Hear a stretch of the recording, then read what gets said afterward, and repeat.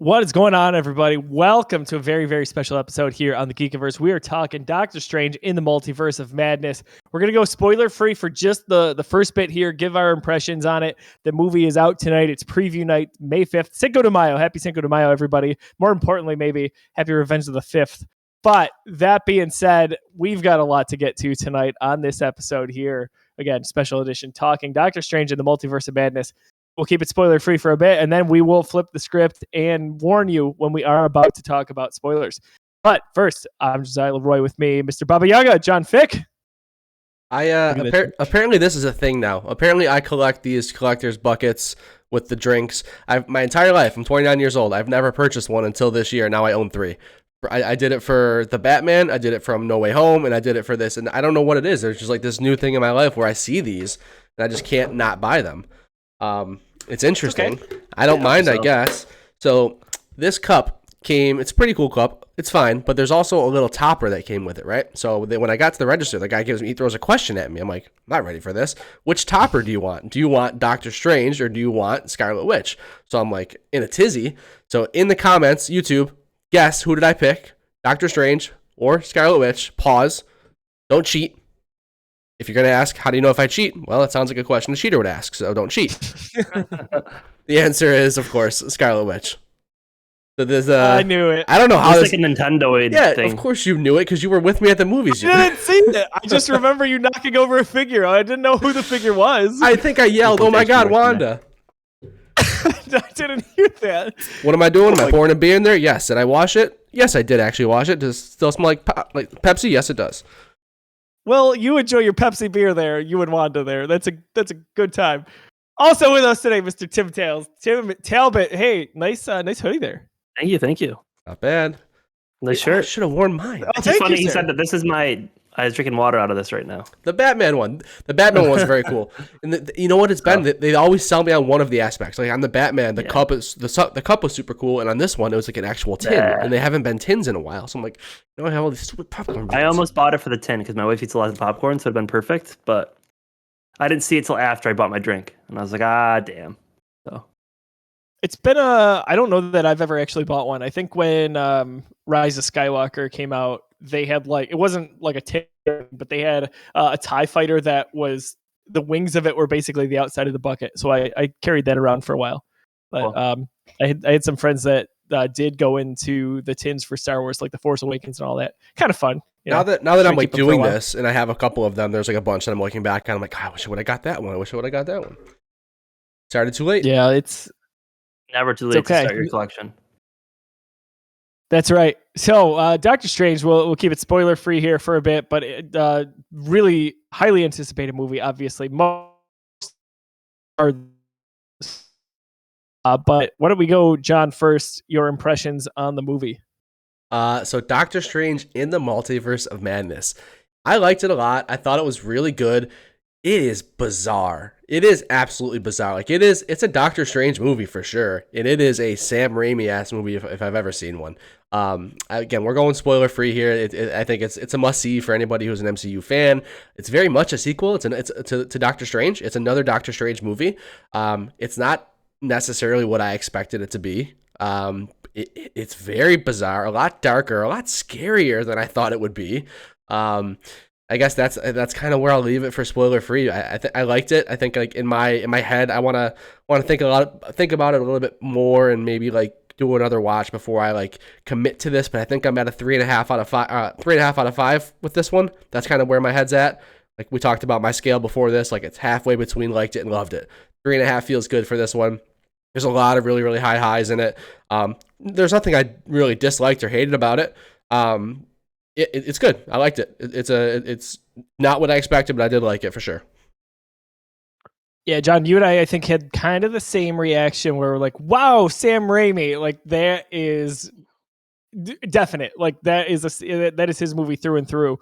But what it's a tough test. It had to be a sequel to Doctor Strange. We had to pick up after some of the crazy events that we just saw in Spider-Man, and even before that in the big Avengers movies. And I think they did a nice job overall. So you and I shared that thought, John.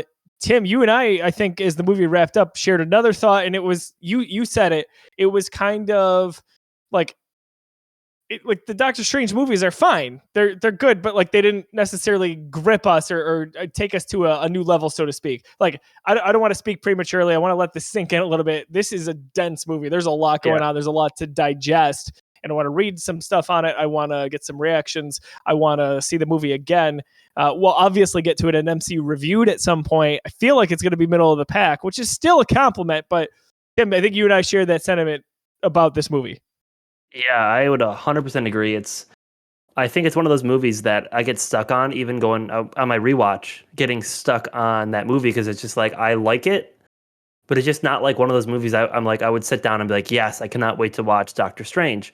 And again, it's not anything against the movie. Like even this movie, some of the scenes in it and the stuff they did was phenomenal. It gave me like Star Wars, like contrasting colors, like.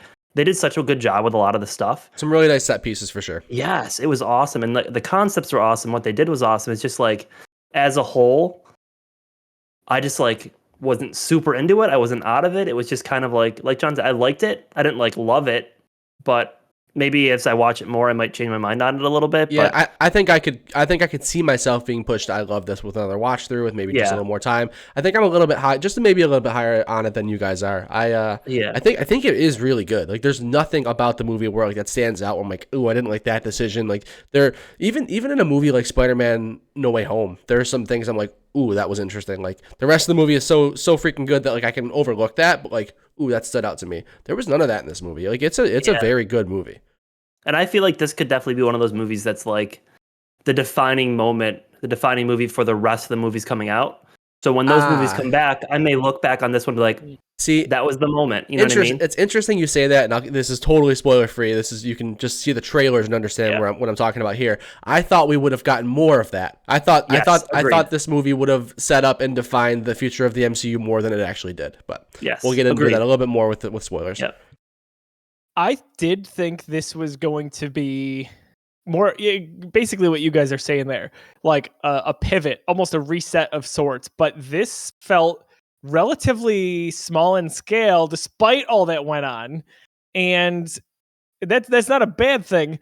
It's not totally what I thought it was going to be, and it was contained. This was a true sequel, despite all of the things that have happened since 2016's Doctor Strange. You know, crazy to say that a movie about the multiverse, where like the fabric of existence is literally breaking. We're traveling between realities. That it was a self-contained movie and it didn't really have any ramifications. I'm still like I'm at this point in Phase 4 where I'm asking myself like, all right, when do I understand what Phase 4 is? Like, when do I understand what the MCU is like working towards? And I feel like we're still on that path. It is very much like the beginning of Phase 1, where it's like, all right, here's all of these individual pieces. We're really not giving you too much to like show you the direction as to where they're going yet. Like, think about the first Iron Man movie and maybe even the first not the first Avengers movie, but Iron Man, Cap, and Thor, right? Those first three movies, like you're not even thinking about Thanos or any Infinity Stones. Like, okay, one Infinity Stone, but you get my point. Sure. Yeah, I think that's a really good point. Go ahead, Tim. Let's just say, if I had to explain the movie in Doctor Strange terms, you know how he does that thing with the magic where he pulls all this stuff in and he like consolidates it down together? That's what it reminds me of. I feel like he takes all these different things in the movie and it's jam-packed. And when I left, I was like, I feel like I wanted more.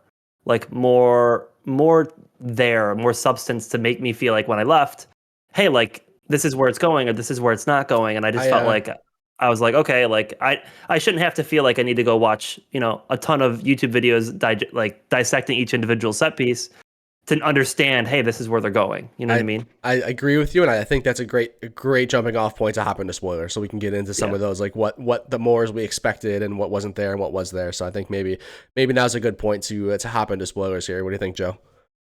Yeah, I would say let's transition here. Last thing I just wanted to mention was, as a tease, if you want to, bookmark this, come back to it later.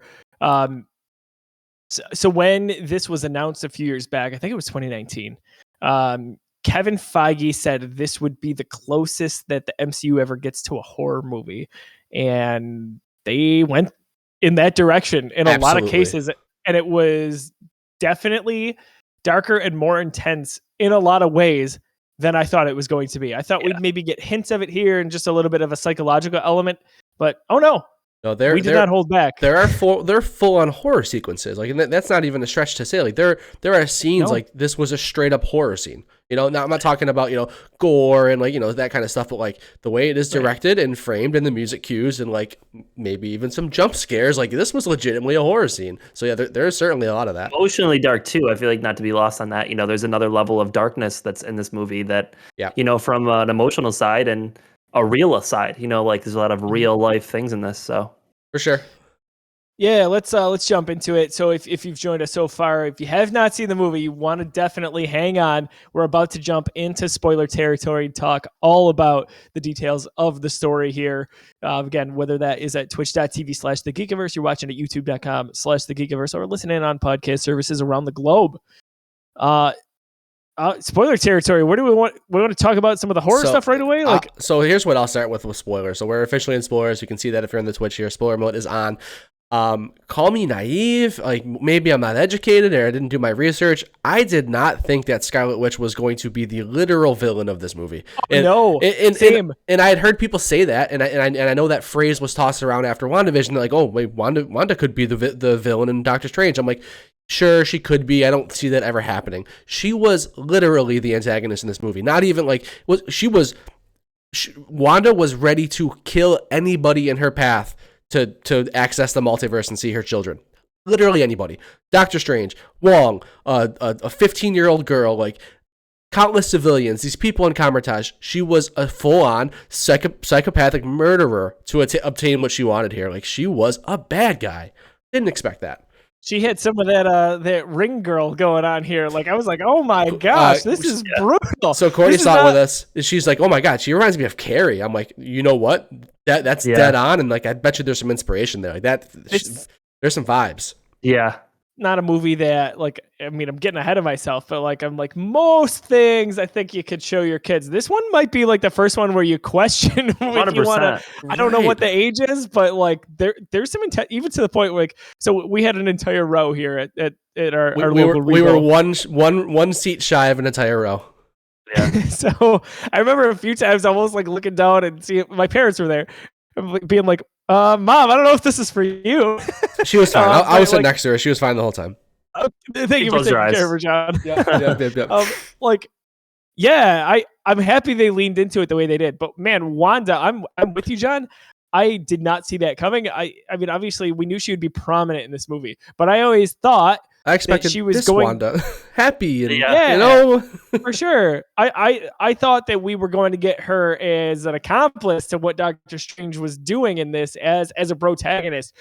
Oh, we got full on Scarlet Witch, and that was intense. I was so confused up until the moment when she's in the what do you call it, like the tree area, that forest. I don't know what you call it technically. Yeah, who knows?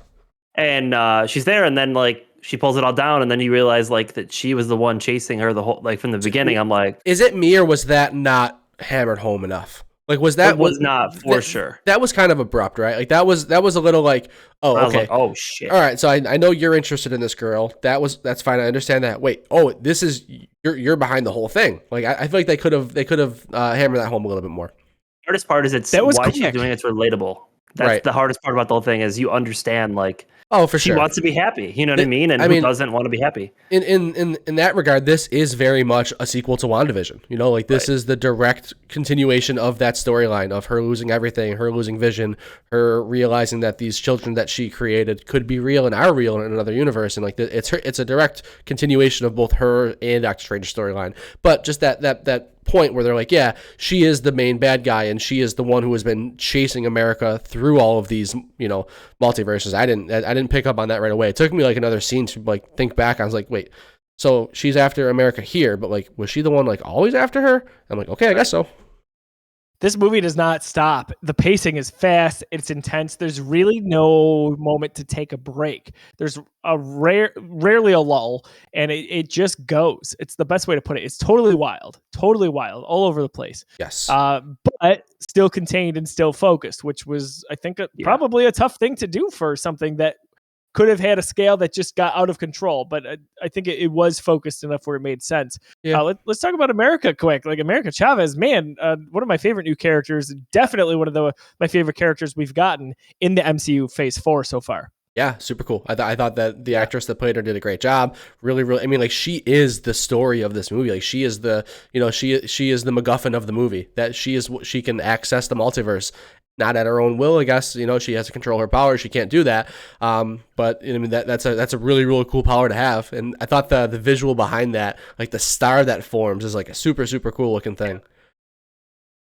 Yeah, I totally agree. And I couldn't help but think the whole time in this movie that I love the relationship Doctor Strange had with her, because it felt like some of that stemmed from his relationship with Peter Parker. Sure. In what we just saw with Spider-Man, right? There's elements of that where he's probably way harder on Peter Parker, but here he's a little softer with her. I think it's almost like he built up to that a little bit. So there was a nice balance there. There was. But yeah, like America Chavez, damn. One of my favorite parts of the movie. Me too, for sure. And just to speak on that relationship a little bit, it's interesting because like everybody else who has ever encountered a Doctor Strange in the multiverse, including the one that she just came from, thinks of him as like a guy who was eventually going to screw this whole thing up. And the last time we saw that Doctor Strange that she was with, he was about to kill her for her power. Like he was like, I'm taking, I brought you this far. I tried it I tried it the moral way, and we're at the end of the road, and I have to take the easy way out, and I have to do this.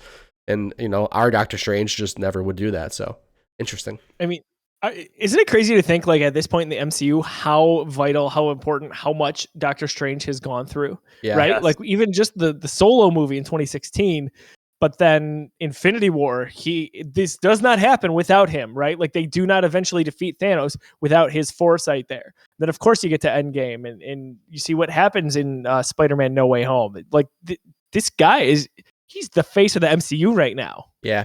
He very much is. He's your Tony Stark right now for sure. We've got in the chat, we've got Hockey Man TV who was at the premiere with us, so that was a good time. So he says, how about Wong turning on her too? Just seemed out of nowhere. So to speak to that, I think that shows us how Doctor Strange is the real Sorcerer Supreme. Doctor Strange is the real, he's the real lawful good. Like Wong is not strong enough. He's not strong enough mentally to make that right call. And all right, we're at our wits' end here. There's an easy solution. It is a solution, and he sees it, and he's like, okay, let's take it. Doctor Strange is not that guy. He would never. Our Doctor Strange is too strong and too smart to make that decision. So it's kind of a little bit of commentary on like sure, Wong is Sorcerer Supreme, and he's getting a lot of knowledge, but we know who really is like we know who's the real sorcerer in Earth 616. And how easily he was like, okay, Wanda, let's go do what you want. Like, helped her. Let's get off my back kind of thing. Like, right. So, yeah, that's a great point for sure. What about Rachel Mcadams here, returning as Christine? I always liked her character in the first movie, and I liked that she's kind of the pulse and heartbeat behind Doctor Strange. And I knew she was back for the sequel, but I didn't really think that we'd see her in a relatively prominent role. I thought she'd just kind of be there, but she's the pulse of everything that he needs to kind of remain focused, I think. Agreed. Yeah. So we when we first saw that she was going to be in this, I just like you, I thought that she would have just been in it for that wedding scene, and it would kind of just be like a reminder of the life that Doctor Strange couldn't have. But in What If you watch What If at all, you realize that like that character is the pulse of what Doctor Strange is like. That is his turmoil. That is what he suffers with. The fact that he never was able to make that relationship work. And in other universes, he's destroyed the universe to try to make that happen. Right. So I didn't expect.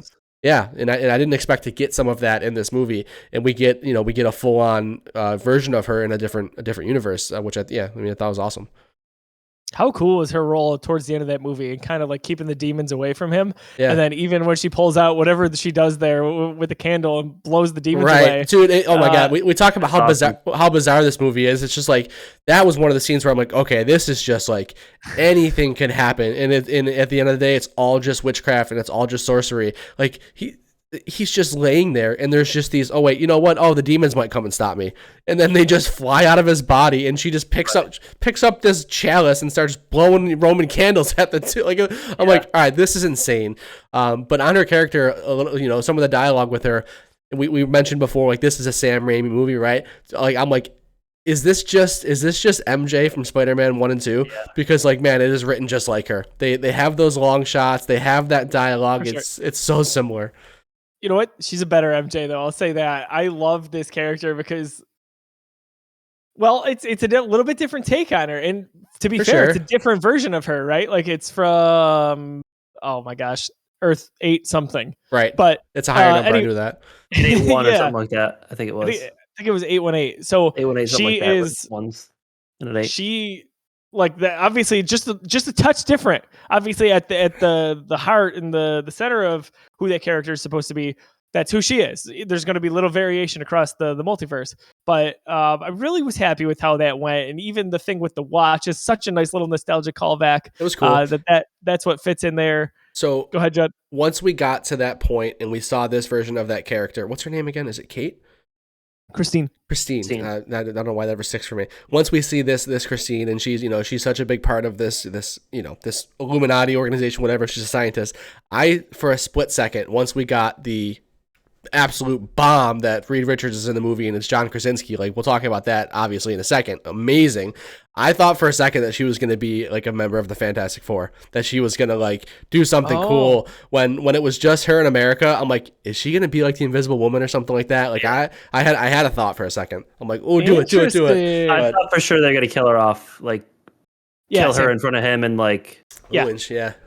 That's where I was going, Tim. I was like, oh, she's done. Or like after when everything else happened, I was like, when Wanda was getting into it with Xavier and they kind of ran down the hallway, I thought that like Wanda was gonna pop up and just take her out. I was like, here's a jump scare coming. So I kind of alluded to it. I said I thought I had a split second where I thought that she might be something that she wasn't. We alluded to this before, where like there were some expectations. We thought we would get more of like X, Y, and Z. Personally, I just thought we would get more cameos and more multiversal cameos. Like I expected a Deadpool. I expected to fly through. Hyped it up so much. Right. Like again, I know we saw Charles Xavier, but I expected to fall through the Fox universe and see like, the school and stuff like that. I expected a couple of those things, and we literally got almost nothing more than, Reed Richards as John Krasinski, which again is huge. Before I finish it, even to go back to the beginning of the movie, when they're fighting this giant monster in the middle of New York City, Wong and Doctor Strange, I'm like, okay, when's Spider-Man going to swing by? This is New York City, and there's a giant monster. Spider-Man is very well active, right? He's like doing his own thing. Where is Spider-Man? So I couldn't help but like just wonder where all of that was. I just wanted a little more from that.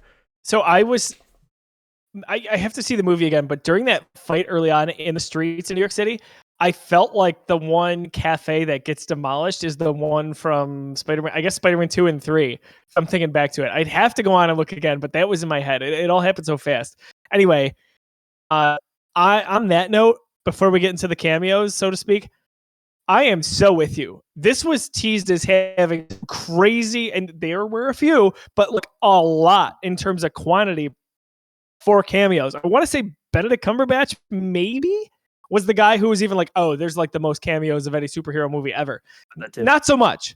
So especially when we're talking MCU and come on, that might be mathematically right, but like we expected, because you count Maria Rambeau's, is it Monica or Maria Rambeau? Which one is the Monica? So Monica, I don't know now. Yeah, I forget. So I think it's Monica. The older of the Rambos, the mother Rambeau, Carol Danvers' friend. She's Captain Marvel in this movie. That was super, super cool. Seeing Charles Xavier was awesome. Like there was good cameos. Like that stuff was cool, but like I wanted a Deadpool. I wanted another reference to the Silver Surfer. I'm sorry, not Silver Surfer. I'm thinking Fantastic Four, but Quicksilver, right? Like to Evan Peters' Quicksilver, something like give me a little bit. So that being said, like I think what felt like was teased was that there was a big quantity, but what we ended up getting was really nice quality for what it's worth, which at the end of the day is probably better. But like I'm with you, John. The whole movie I was like, all right, when's it going to happen? It was kind of like how I felt with Spider-Man. I was like, now is the moment. And it was one villain after another, and then we got our Peter Parkers, and I was like in heaven. It happened. And we knew we weren't going to get that magnitude, but I from what I was hearing, even from people who I stayed social media silent just basically all week. Yeah. And a lot of friends kind of were like, hey, don't look at TV, some of the TV spots that have been released, things like that. And at the end of the day, like I was very surprised. And even in the post-credit scenes, we didn't really get much. Yeah, for sure. I'm a little disappointed. I'll admit it. I was spoiled. Like, I saw a spoiler. on Twitter. Oh, about what, John Krasinski? Mm-hmm. So that's the one that would suck so bad. And again, Yep, I imagine I was that's so mad. and that's really at the end of the day, that's the only spoiler that could have been out there. That's And the it wasn't even like a trending. I was on Twitter. It was a suggested tweet. Oh, that's what. I was like, Dude, what am I can't go supposed to do? the week of a movie. I know. You can't go on my Twitter. newsfeed. Bam! I'm like, That's how I. Wait, right. That's how I got with the Mandalorian episode come on. 1, the day Disney Plus dropped. I'm so excited to go on Twitter and just see how people are liking Disney Plus, the new service, and it recommends the Mandalorian with a colon Baby Yoda. I'm like, what is a Baby Yoda? No, Dude, yeah, I just, especially like a few days before a movie, if not a week out, like I'm like, no, I'm not doing it. yeah, I was 'Cause, good about this I one, mean, it's but not the end of the world, but yeah, I was very good about this one. But now I'm like, I could have wasted more of my life on Twitter if I wanted to. all right. so let's talk about the cameos here. For the big one, I think across the board. It's funny.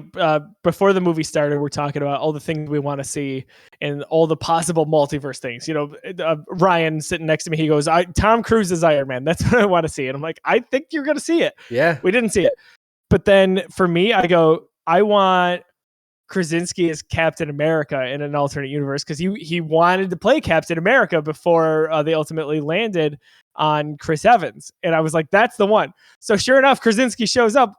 But he's not Captain America. Holy shit. Mr. Fantastic himself. Yeah.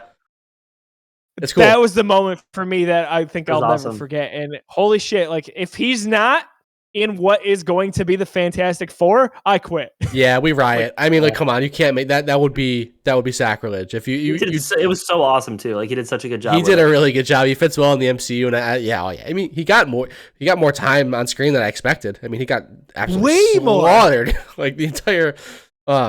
It's hard for me to separate. It's almost a typecast for me with Jim Halpert with The Office. Yeah, it can be. I know that's not fair, but like, damn, was that awesome to see. Like, That's something I've waited. If there was one man or woman that you were like, hey, tell me who you want to see in Phase 4, I would have been like, Krasinski, I want him in Fantastic Four or anything. And holy shit, I didn't expect it, but damn, we got it. And it was awesome. Did either of you guys watch Invincible? Yes. No.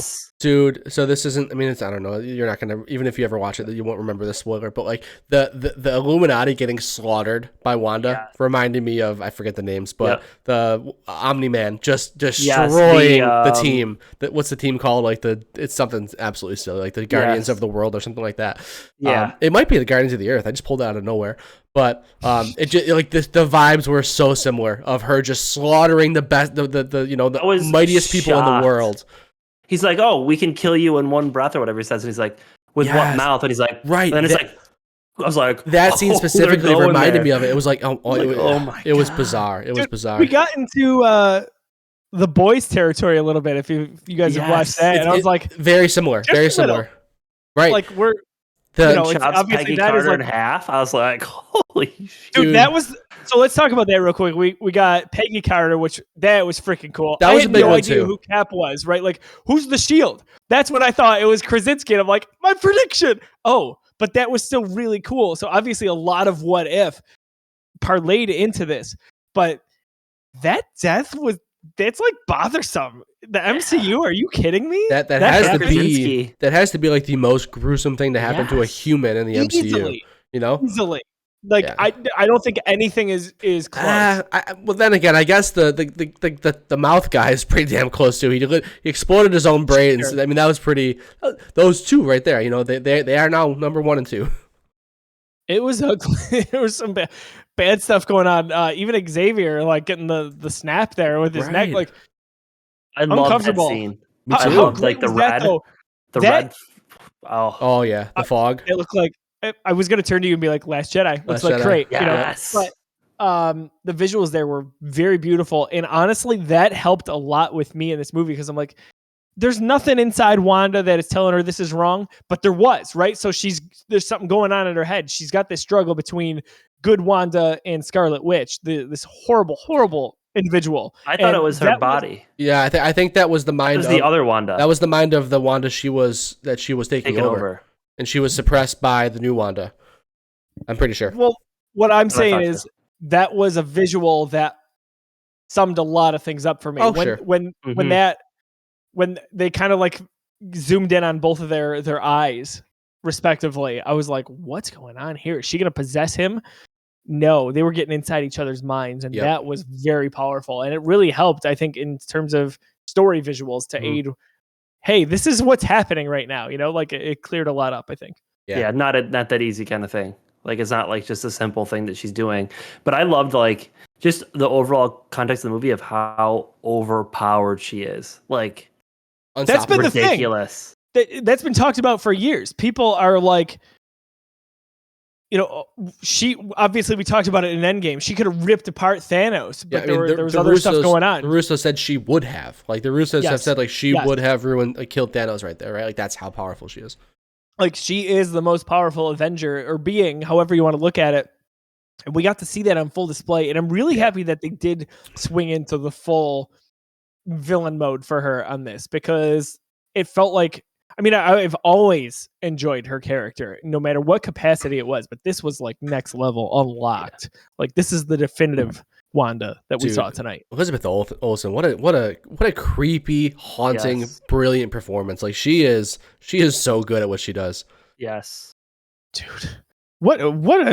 If she doesn't perform the way she does, this does not work out nearly as well as a horror movie. If she's not creepy, then this doesn't work, right? Like she has to pull that off. She is terrifying. Like even not in those, those horror scenes where she's, there's a couple jump scares or she's cutting people in half or snapping people's necks. Like even that aside, just her mannerisms and like what she says and how she presents it, like she's terrifying. Dude, let's think about some of the things that went into the mindset here. There's an occasion where she, what do we call it? Where you take over your body in another dimension. Dreamwalk. So when she does that, at least for the first time, and the Dreamwalk version of Wanda looks at the camera, I was cringing. Yeah. Yes. It was creepy. That, like, when has anyone ever looked directly into the camera in the MCU, at least on the big screen?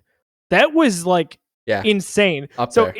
If you think about too, in the lead up past, when Disney Plus was announced and all of these slates of MCU TV shows plus movies were happening, WandaVision was always connected very closely to Doctor Strange. And if I'm not mistaken, these two were supposed to come out much closer together before WandaVision ended up getting shuffled to the front of the playlist, because that was the first MCU show on Disney Plus. But man, are these intertwined. Like if you have not watched WandaVision, you have to go back and watch it again. If you want to understand where Wanda is at right now, like this is the direct sequel to WandaVision in a lot of ways. It's a sequel to two things. It's a sequel to Doctor Strange.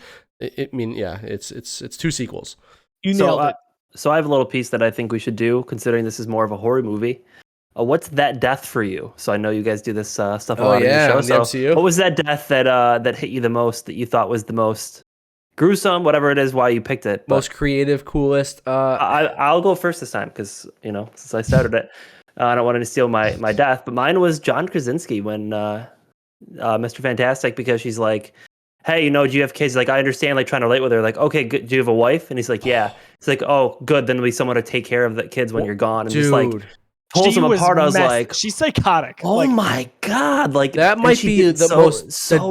So well done. I was like, holy that might be the darkest line in the movie. Yes. I thought when she said that, I'm like, oh, he's just painted a target on her back. Right. No, she doesn't give a shit about that. She's just going and destroy all. You're standing in front of me. That's it. From a psychological standpoint, absolutely. For me, like, Peggy is something I won't ever get out of my head. Yeah. The sound, the shield afterwards, her face, like, that happened in an MCU movie. Are you kidding me right now? Wow. Yeah, that is crazy. I'm doubling down on Peggy. I think that's so cool. Yeah. I think that's like insane. I mean, that's cut in half with her own shield. I thought the mouth thing was cool too, but the mouth thing was awesome. I mean, honestly, I'll be completely honest. The only reason I didn't mention it because I don't know that dude's name, and I didn't want to look stupid. I don't know who it is. Who the heck is that guy's name? That is very much. That is very much an Invincible / The Boys superhero. Like that is like a made up ass like weird superhero like you would find in one of those shows. It's funny because like.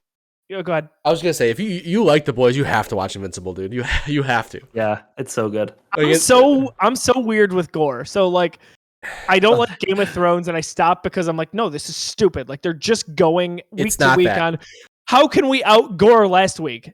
But with The Boys, I felt like the story was super compelling, and I could overlook some of the horrible stuff that they would show. Invincible's story is better than The Boys. Yes, it's insane. It is not gore for gore's sake. It is the story is yes. You get I don't binge a lot of shows. I was addicted. Like, oh my god, me too. You guys know that it's very few and far between for me to like pick up a series and go after it. The Boys was something that I just had to go.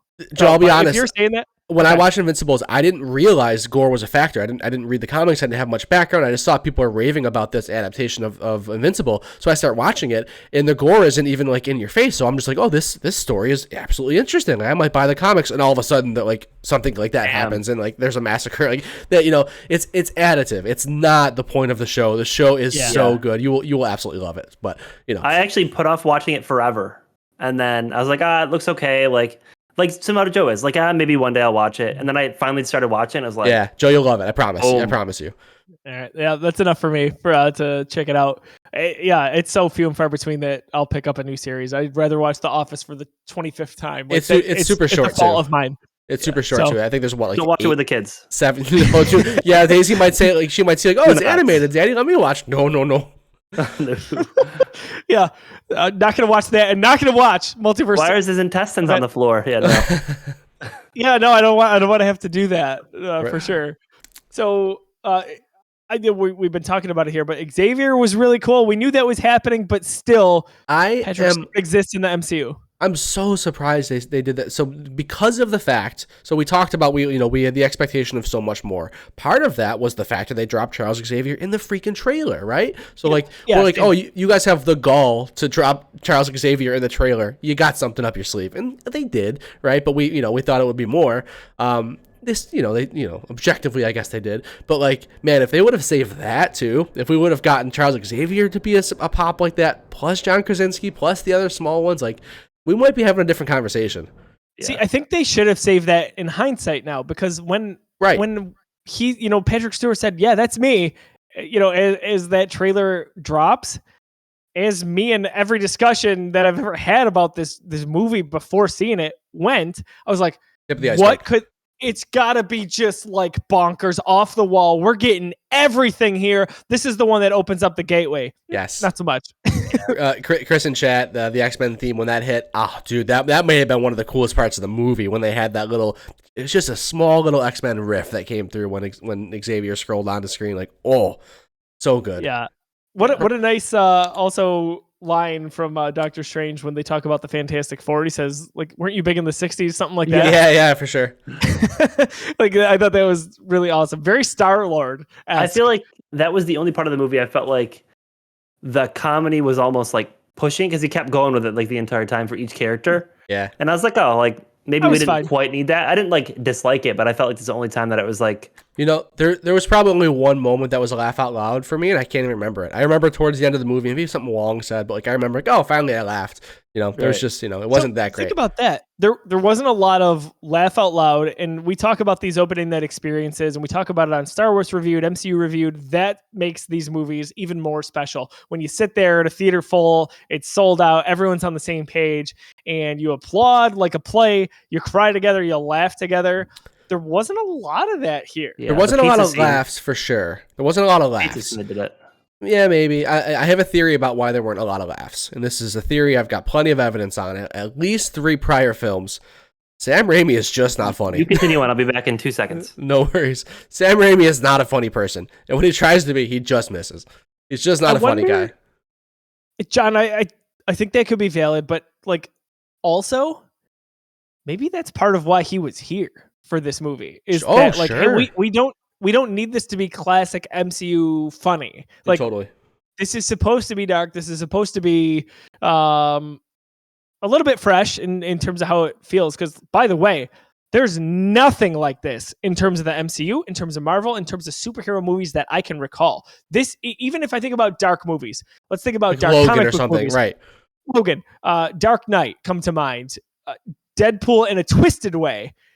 this is the most unique superhero movie It's I've so ever seen. out there. It's so out there. And I would say, especially just compared to the MCU, it is like, it is so different. There's nothing even close. Nothing, and not even like anything that's Not close even to WandaVision. Right, exactly. Which is very dark. It's very, very weird. I'm not even talking like there's nothing even close to this. There's just nothing this different in the MCU, right? Mm-hmm. Like it's just so not what we're used to. And again, there's elements there. Like we get some talk about Thanos, and we see, you know, how that stuff was handled in different universes. And again, we haven't talked much about the multiverse. Pretty freaking cool to see them go through these universes and see different versions of Doctor Strange. And again, we talked about the other cameos of different Captain America and Captain Marvel and stuff like that, but just to hear the conversations about like what happened with Thanos on their universe and to realize like, man, you put it in perspective, like the Infinity Saga was everything.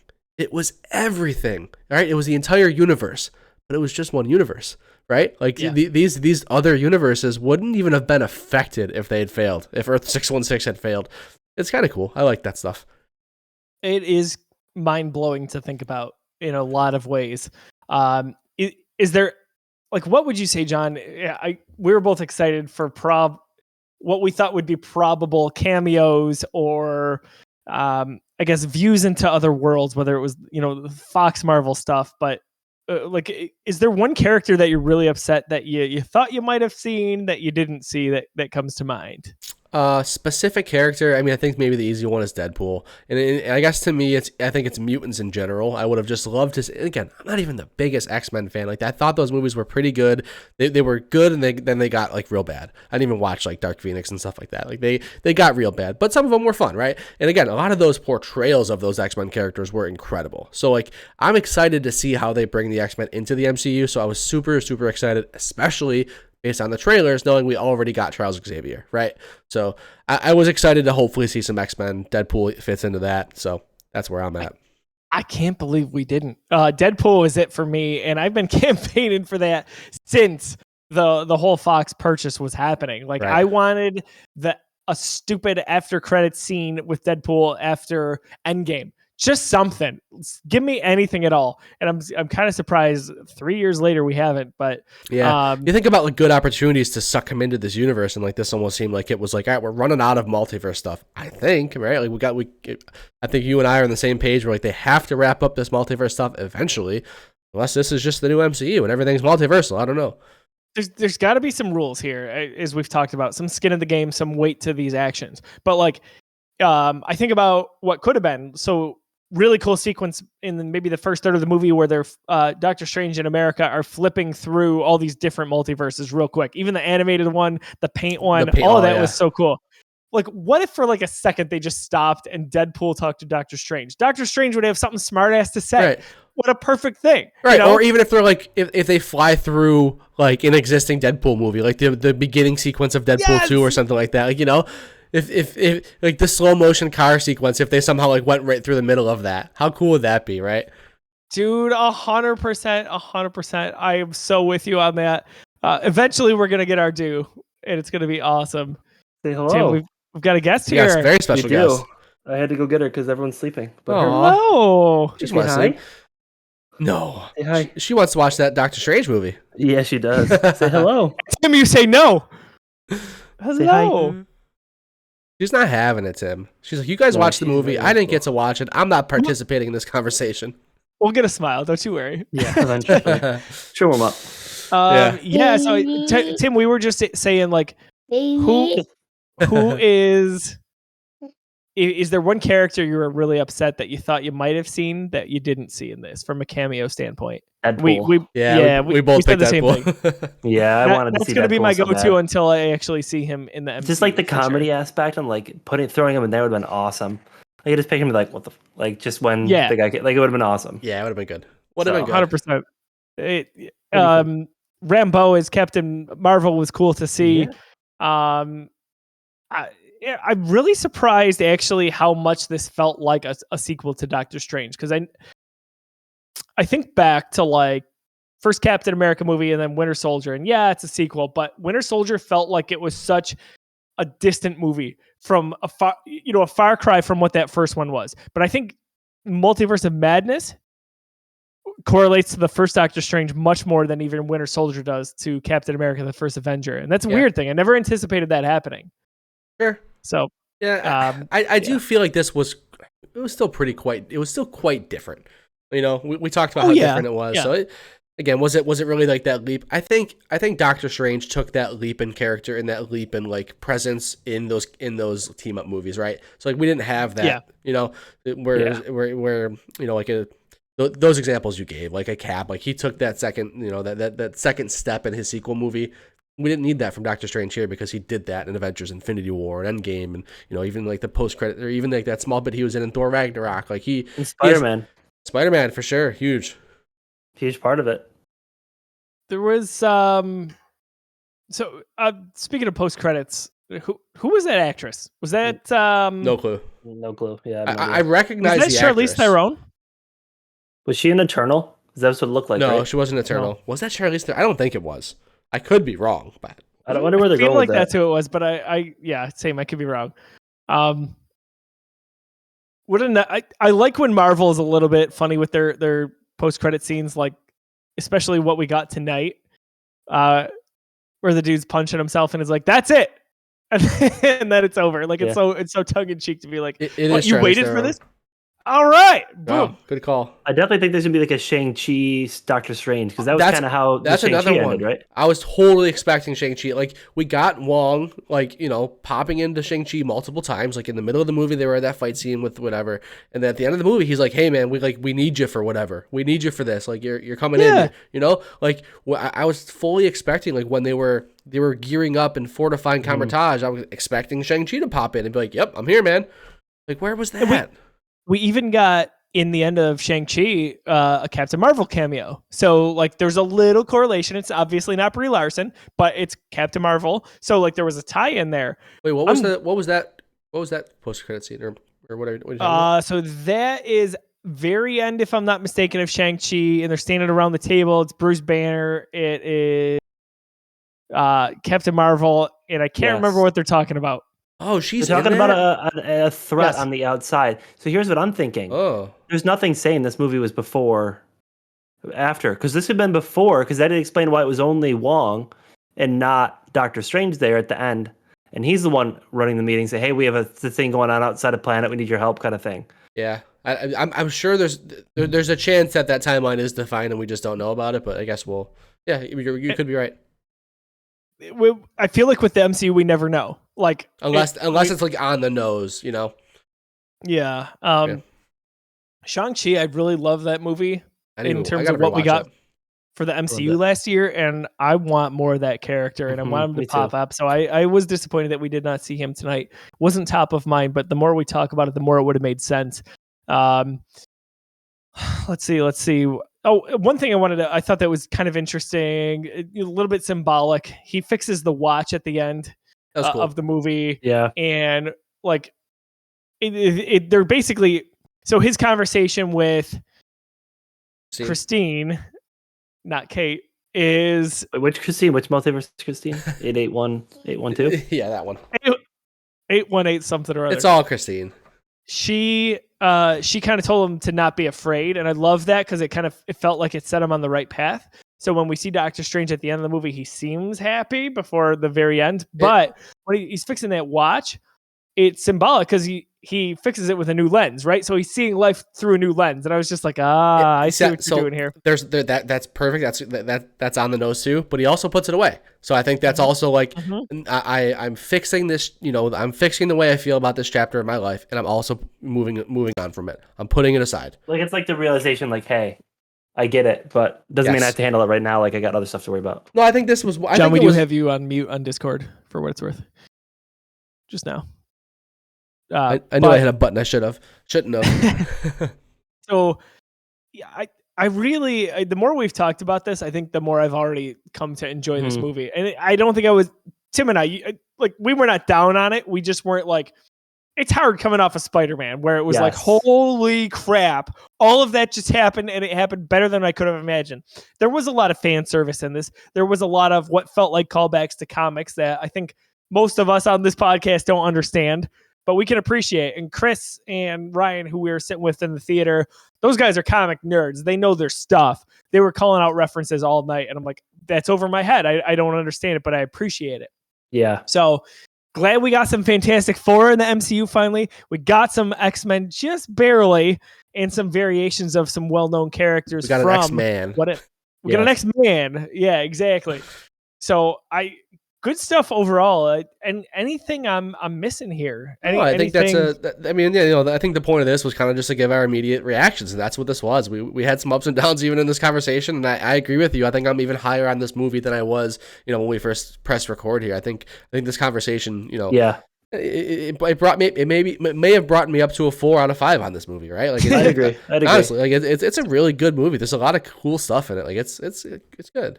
I was a little upset Wanda died. I definitely wanted her to She's not dead, dude. Are you kidding me? Don't think so? No way. There's no chance.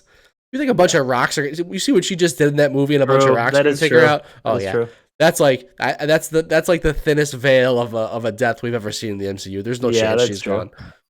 I have it on good record that tomorrow we're getting WandaVision season 2 announced. I don't. Here's one. What did you guys think of the sequence Doctor Strange versus Doctor Strange towards the end of the movie with the musical notes? Yo, wild, awesome. Wild. Yeah, thank you for bringing that up. Yeah, thanks for bringing that up, because when I talk about how bizarre this movie is, that's like the pinnacle. Like, they literally fought each other using music notes. What the heck? It was so weird, but it worked in a weird way. Brilliant. I was all in. I had no idea who scored this movie until the end when we saw the credits. It was Danny Elfman. Yep.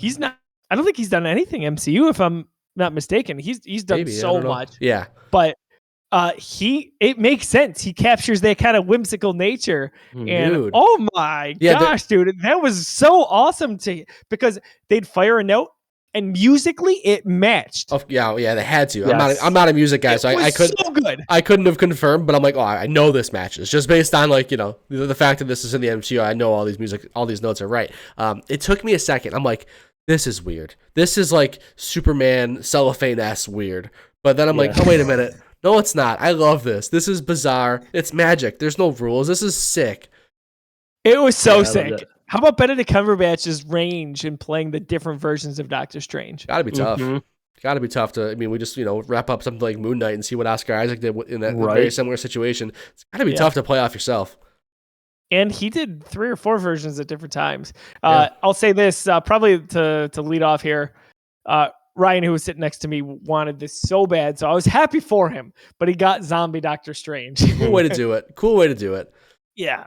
And then really cool payoff to be like, you know what? We buried this dead body. We got to figure out a way to get this guy back in the right universe. Who says he has to be alive? I'm like, that's clever. That's clever. That was sick. I can't believe that it went right over my head that in the first 20 minutes they bury that body, and I was like, oh, it's fine, it's done. It was off my radar. Same here. I don't think it looked great visually, though. Like, it literally just looked like Benedict Cumberbatch with one layer of makeup on his face. I know the mouth was like missing, so that was kind of cool. But like the centerpiece didn't look great. So. Honestly, even the eyes looked like they were normal eyes. Like, you could see. I thought it was pretty good. Also, you could see like around like the mask. It was just regular eyes. Yeah. If we're thinking the zombie-esque like thing though, like he wasn't buried that long, right? Like if we want to go down that road, so like it kind of makes sense. He's not fully crazy. I'm not saying that he should have been more deteriorated. I'm just saying like the actual deterioration didn't look like convincing to me. It looked like makeup. One thing that was nice was he definitely, when Benedict was doing the voiceover for that, he talked like he was holding his mouth like this. Yes. That could have been totally under the radar, but it wasn't. That was directed really cool because like his head was like jolting back and forth too. Like that was well done. The direction of the whole thing was sweet. Just the makeup. I like that he controlled the death, like the spirits of death. Yeah, that was get in there. Yes. And, that was awesome. We talk about the music notes and like the this is just balls to the wall crazy. I don't know what was going on. That was insane. I think a lot of other movies I would have been like, this is ridiculous, but here, I'm in. Every time, whether it was the spirits or the zombie or the musical note battle, which you could call a sing-off, like that, all of it, I went along with. Yeah. I was like, I don't care. Give me the next craziest thing you can give. And that was it. Agreed. Yeah, Chris in chat said like, yeah, with the Yeah. demons, I wish they would have explained a little bit more on how the rules worked and stuff like that. Like, I guess like bottom line, I agree with you, but I was at the point in this movie where I'm like, I don't care, just do whatever. I went for the ride. I'm so I was in. like, I don't care. Yeah, Like I was in between full and mid suspension of disbelief. I think. Yes, exactly. So it's like, all right, okay, those demons are your cape now. Sweet. All right, sweet. I'm in. What about? I know we let off with it, but like just jumping back to probably wrap this up. The horror stuff with Wanda, like, I know we touched on some of the elements, but even like the witchcraft stuff was very unsettling. And almost like the ritualistic stuff that she was going to do to America. Yeah. Chavez was like to have her up on that pedestal like that, like the way she had her like laid out, like like a sacrifice. Like very, I mean, like the Aztecs, like the sacrificial stuff they do to the god. Very like Salem witch trial stuff, kind of too. Yes. You know, like that vibe for sure. Again, that's she's a witch. On the so for sure. Sense. Yeah, absolutely. Like it's which is awesome how they did it. Intentional. Yeah. Isn't it? It's funny. Like in hindsight, if I'm thinking back to as early as Age of Ultron when they introduced this character, or some of the stuff we got in Civil War or Infinity War, I never felt like I was going to see any resemblance of what we got tonight with Wanda. And like, I'm happy they did, because what range, we talked about Benedict's range, but Elizabeth Olsen, my gosh, that was crazy. Beautiful. Yeah, she does an interview, I think maybe after Infinity War, like somebody asked her, like, where would you like to see this character go? And she's done all the homework. Like she's read House of M and all this stuff like that. And she makes like a comment like, oh, I would love to see them go down some of the comic routes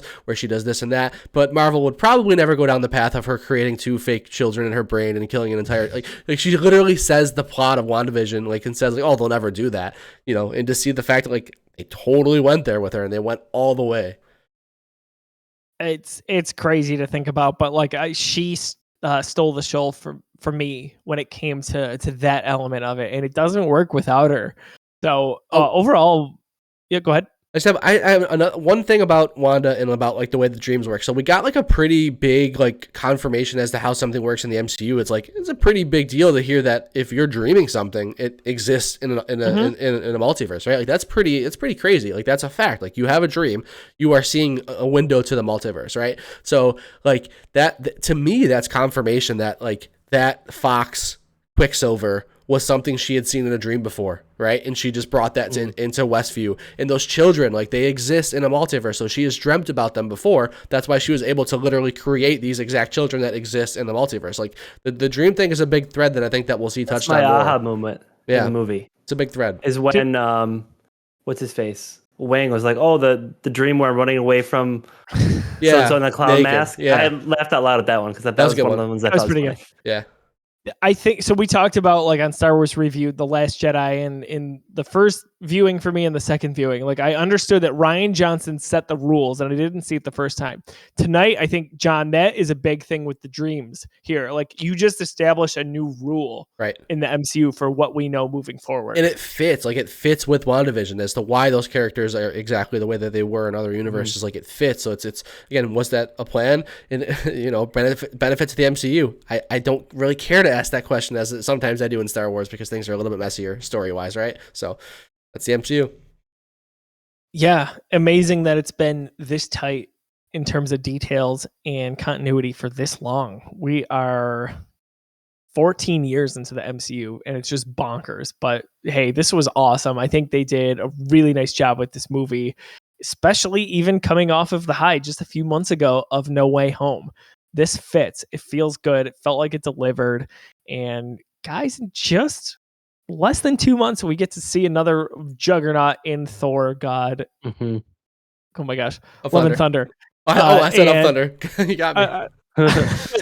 So good stuff ahead, but anything we missed or final thoughts here, John? We'll go to you first. Whatever we missed, we'll get there. We're gonna do an episode of the MCU reviewed of this, of course. We're gonna see where this movie fits. We're gonna probably we're gonna get JT on this. We'll probably all have seen the movie at least twice since by the time we do that. So we'll have some more thoughts and we'll figure out where it ranks in the MCU. I know you mentioned earlier in the show, like, you know, just off the top of the head, like maybe it's, you know, middle of the pack.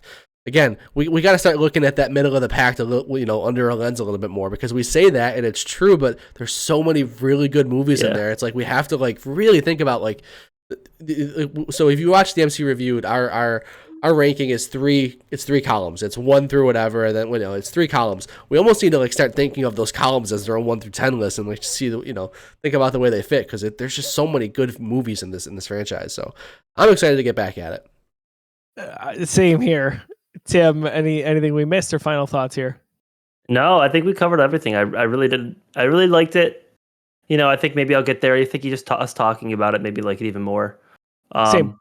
It's a lot to digest, I think, after watching it. We do have breaking news. JT just texted us. He saw a 9 o'clock movie, and he says, "I'm at a loss for words." So I don't know if that's JT just being on his hyperbolic, "This is the best movie I've ever seen," or if he's actually conflicted. He did like Morbius, so no one really knows. He had a similar reaction to Morbius. So I know. So we'll see where JT's at. Maybe we'll bring him back down to earth a little bit. But it was fun. Well, I'll ask you one last question, and I don't need any explanation. And maybe this answer changes, by the way, because I'm sure it may. But I will go to John first, then we'll go to Tim. Better movie, Multiverse of Madness, or Winter Soldier? Oh, that's a question right there. We're talking about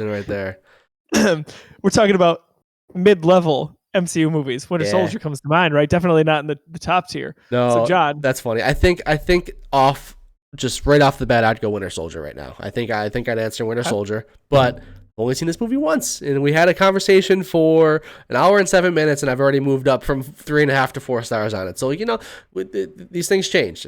When I first saw Winter Soldier, that was a very middling movie for me, and I've come up on it quite a bit. You nerds, okay? I've come up quite a bit. We'll see. We'll see where it ends up after I've seen this movie a few times, but I think I'd say Winter Soldier.